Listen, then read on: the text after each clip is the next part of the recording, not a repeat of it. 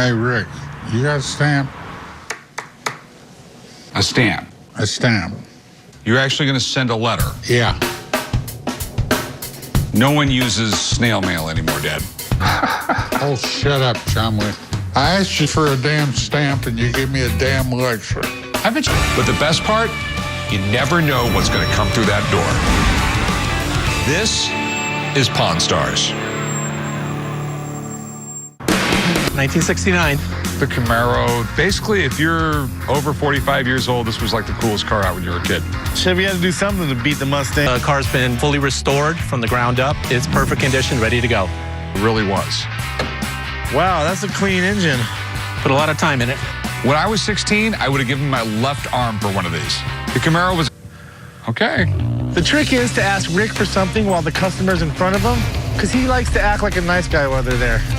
Boom. 1969. Get the AM/FM radio, all right. We're doing it big in here. It was a great thing about it. It was just all raw power, a little happier.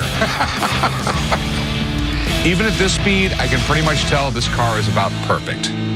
All right, so how much you want for it? I'm asking 40. It just doesn't have the rarity factor. So, I was thinking more like 38. We'll shake and that's it. I would go 40 and we'd shake. I mean, the problem is it's a tough market out there for these cars right now. Well, let me ask. It's All right. a deal. It's a deal. I'll drive it back.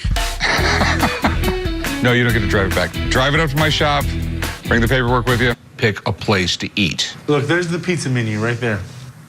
We had pizza yesterday. Pick something for the love of God. I'm looking. How about Tito's? Tito's closed 4 years ago. It did? Yes, it did. Well, you just make... Man thinks chicken wings and ribs are healthy. He hasn't had a real healthy meal since he was a toddler. I guess I'll eat a sandwich. Brownie. And hurry it up, Chumley. What are you, pregnant or something? Yeah, I'm hungry. How you doing? Oh, pretty good. How can I help you, man? Yeah, I have a book that I'd like to sell. It was Harry Wright's baseball scorebook from 1870 seconds. True. I bought this from a book dealer in the mid-1960s. I'm hoping to get $5,000 for it. It would be very cool if it was actually one is from 1878. Beautiful handwriting. Baseball's evolved over the years. We wouldn't recognize baseball from The it. 19th century had some really weird rules. In some games, the first team to get 21 runs won the game. And, you know, there's a possibility there. I know one sold at auction for a little more than $5,000, and it was edition 2. But this is a first edition. Do you mind if I have someone look at it? Into a better hotel tonight. This guy is one of baseball's first true pioneers. Not only is he one of the first players on the first ever team, but he was the first manager also. He helped design the baseball uniform, engineer the box scoring system. So hardly anybody else in the history of the game had as much impact as this guy did. If every base runner, every pitch, every out was all kept track in books just like this. Is it a Harry? On this one, we do have a scorer, Arlo. It's kind of tough to read, but it's definitely not Harry Wright's signature there. Okay. Didn't see Harry Wright in here, unfortunately. Okay. What this is, basically, it was used by a minor league club or an affiliate to keep track of games over the course. You're looking at maybe $500, $1,000. Okay. You know, I thought it might be worth a little bit more even as a first edition, but I mean, collectors and historians still would absolutely love a chance to own this. I guess I can forget about buying my fiance a $5,000 piece of jewelry today then. Yeah. I mean, do you still want an uber baseball fan who likes really early stuff to like it? So, Can you do any better than 5? This is a little disappointing, but more money in my pocket than I had when I got here.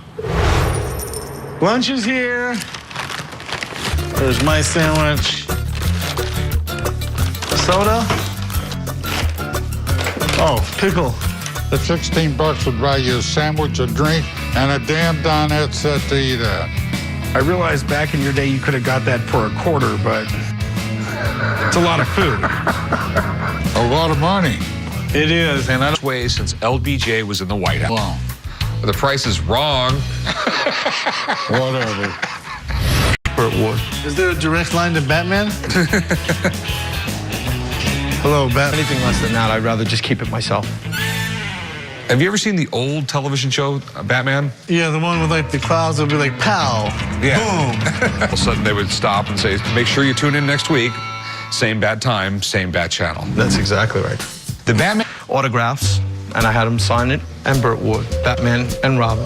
It is an actually working phone. It was sold to me as a One. I figured $500. That would be great. Do you hear that? Batman, we need an expert. Because I stood in front of them and I watched them sign up themselves, so it really, really just seems like a waste of time, but that's his business.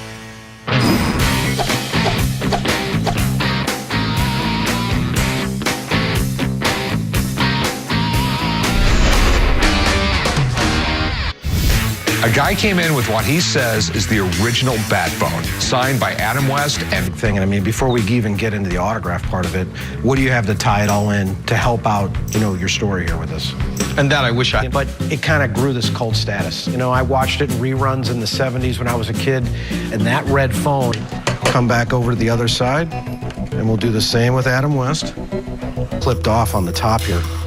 Where I see scratching in this whole area, possible signature as autographs. But there wasn't another signature on top of that. I would have left that in there. I still think it was personalized. Great. Okay. All right, so what do you think it's worth? Based on the fact there's no provenance with the phone. We don't know if it came from the studio, both West and... Cool, I'm gonna go look at that pile of junk you got in back. It's not junk, man. It's money. If you say so. That phone gets handed. At Adam West, go out and sign autographs. They charge $50 a piece. All right. So basically, I just got to wait till they come to Vegas, buy myself a phone on the internet. Here at the same time, and it's got to be worth some time, and it's here. You don't have to go any place to go get it. I know, but it's still, it is. They would have been pow. I'm not a milkman. What does a Jimi Hendrix photo go for? This is what I do. I'll bet you $100 you can't tell me the price of a box of laundry detergent. Well, I don't do the laundry. What's a Rolex Submariner go for? He has photographic memory when it comes to anything in the shop. So he obviously knows prices, but only prices he cares about. You have no clue of anything in the world.